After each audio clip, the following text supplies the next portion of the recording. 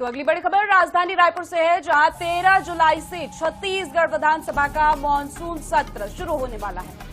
13 से 17 जुलाई तक होगा मानसून सत्र और सत्र में आयोजित की बैठकें। आपको बता दें, खाद बीज समेत अहम विषयों पर सदन में चर्चा की जाएगी।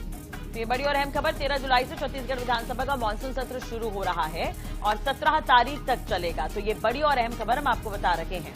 वहीं सत्र में आयोजित की जाएंगी कुल 5 बैठकें, जिस पर खाद बीज समेत कुछ अहम विषयों पर भी सदन में चर्चा होगी। तो ये मानसून सत्र काफी महत्वपूर्ण रहने वाला है। पिछले दिन कैबिनेट की जो बैठक हुई थी उसके बाद प्रेस कॉन्फ्रेंस में ये बताया गया था कि मानसून सत्र को लेकर तैयारियां की जा रही है। वहीं विपक्ष भी पूरी तरह से तैयार है कई मुद्दों को लेकर सरकार को घेरने के लिए।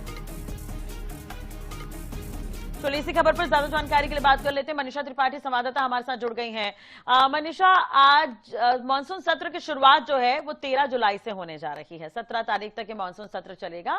क्या कुछ खास देखने को मिलेगा सत्र में?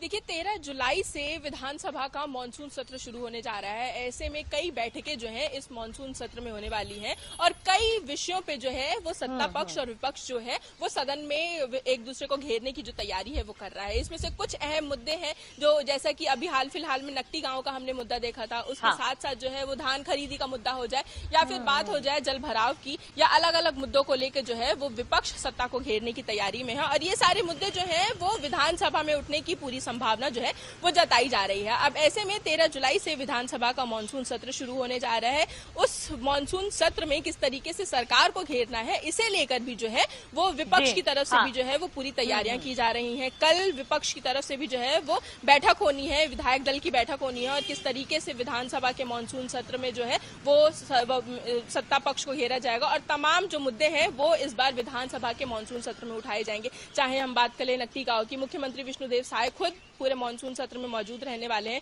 उसके साथ साथ डॉक्टर रमन सिंह भी मौजूद रहेंगे और सभी जो बड़े चेहरे हैं वो विधानसभा में मानसून सत्र के दौरान मौजूद रहने वाले हैं और जितने भी अहम मुद्दे फिलहाल के लिए चर्चा में चल रहे हैं इन सभी को लेकर जो है वो पक्ष और विपक्ष एक दूसरे को मानसून सत्र के दौरान घेरते हुए नजर आएंगे। जी बिल्कुल मनीषा, लेकिन क्या इस सत्र में कोई बड़ा नीति संबंधी फैसला या विधेयक भी लाया जाएगा?